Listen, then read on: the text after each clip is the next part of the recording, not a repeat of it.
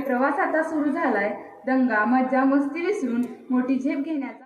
ही शेवटची संधी असेल कदाचित सगळीकडे तुटलेली नाती जोडण्याची. पुन्हा भेटू की नाही सांगता येत नाही. सगळ्यांना मिस करणार 10वीचा वर्ग. आमची शाळा म्हणजे आकाशातील स्वर्ग. आपली भेट होईल का नाही माहीत नाही, पण शेवटपर्यंत तुम्हाला सगळ्यांना विसरणार नाही. पण हे दिवस परत आपल्या आयुष्यात येणार नाही. हेच दिवस आपल्याला कायम आठवणीत राहतील. 6 वर्षाचा शाळेचा प्रवास असा विसरला समजलाच नाही, पण या 6 वर्षात खूप काही मिळवलंय. चांगले अनुभव, चांगले मित्रमैत्रिणी आणि त्यांची साथ. संपली ती शाळा, संपली ती मस्ती. दूर झाले ते मित्रमैत्रिणी, राहिल्या त्या फक्त आठवण. अनेक शिक्षक आले आणि गेले, पण त्या सर्व शिक्षकांनी माझ्यावर, आपल्या सगळ्यावरच चांगले संस्कार केले. आम्ही या विद्यालयात 5वी 6वी शिकलो. नंतर 7वी आणि 8वीला कोरोना आल्यामुळे लॉकडाऊन पडलं. पण या कोरोनामुळे आमचं अभ्यासामध्ये नुकसान होऊ नये म्हणून आमचे ऑनलाईन क्लास घेतले जाऊ लागले. त्यावेळी झालं असं होतं, 11वीत पुन्हा एकत्र आलो.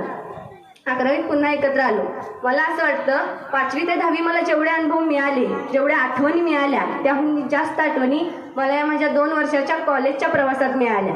5वीत हात धरून लिहायला शिकवण्यापासून ते 12वीत जगाशी लढायला शिकवण्यापर्यंत शिक्षकांनी घेतलेली. हा मार्क इंग्लिश BSc फिजिक्स झाला होता.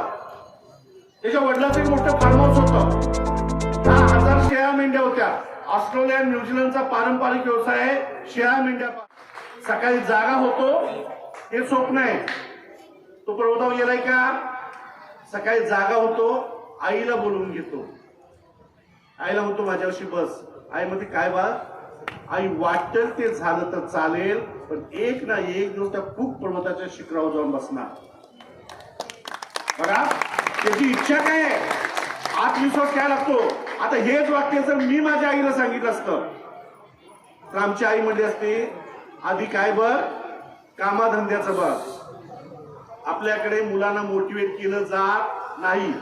मार्क इंग्लिशची आई न्यूझीलंड सरकारला पत्र लिहिते. न्यूझीलंड सरकार 2 कोटीची मदत करतं. गिर्यारोहणाचे धडे घेतले जातात. त्याच मार्क इंग्लिशनं भारत सरकारला पत्र दिलं. मनमोहन सिंग पंतप्रधान होते, 7 कोटीची मदत केली. कृत्रिम पाय घातले, चढाईचं ट्रेनिंग घेतलं आणि हाच मार्क इंग्लिश 11 ऑक्टोबर 2002 साली कृत्रिम पाय घालून जगाचा पहिला आपण व्यक्ती आहे की जो माउंट एव्हरेस्ट शिखर सर करतो. तुम्हा आम्हाला काय कमी आहे मला कळत नाही. मुलं कायम सांगतात मला ही अडचण आहे, माझा अभ्यास होत नाही. तुला मोबाईल जर 2-2, 3-3 तास बघता येत असेल तर तुला अभ्यास सुद्धा करता येऊ शकतो. मी आज सांगतो फक्त 8 दिवस चांगला अभ्यास करा, 10वीला 75% मार्क पडू शकतात. तो कुठनं केलं पाहिजे? मनापासून केलं पाहिजे. बरोबर आहे की जेवण नाही की नाही, नाश्ता तरी होईल. म्हणून सिंह उठतो आणि कुत्र्याच्या पिल्लाच्या मागे धावायला सुरुवात करतो. एवढा धावतो. सिंहाला कळतं हे धावणार नाही, आपला अपमान होईल. म्हणून सिंह एका झाडाच्या सावलीमध्ये थांबतो. कुत्र्याला एवढा प्रचंड आत्मविश्वास होता ते मागं बघतच पळत असते. ते येरागाबायाचे काम नव्हे, तिथे जातीचे मडके हवे. कुत्रा पुढल्या झाडाच्या सावलीमध्ये मागं तोंड करून उभा राहते. सिंहाचं एकच म्हणणं आहे, मला तू घावला नाहीस, मी काय तुला खाणार नव्हतो कारण मी काल शिकार केले. मला फक्त एकच उत्तर दे. मी जंगलाचा राजा, माझ्याकडे एवढी ताकद आहे, माझ्याकडे एवढा वेग आहे, तू मला सापडणार नाहीस कसा? एवढं एकच उत्तर दे. कुत्र्याच्या पिल्लानं जे उत्तर दिले ते उत्तर फक्त डोक्यात ठेवा आणि 10वी 12वीचा अभ्यास करा. कुत्र्याच्या पिल्लानं एकच उत्तर दिलं, राजे साहेब मी तुमचा नाश्ता होतो, मी तुमचं जेवण नव्हतो. राजे साहेब मी तुमचा नाश्ता होतो, मी तुमचं जेवण नव्हतो, पण माझ्या हा जीवन मरणाचा प्रश्न होता. जोपर्यंत एखादी गोष्ट जीवन मरणाचा प्रश्न बनत नाही तोपर्यंत तुम्हाला कुठल्याही क्षेत्रामध्ये यश मिळणार नाही.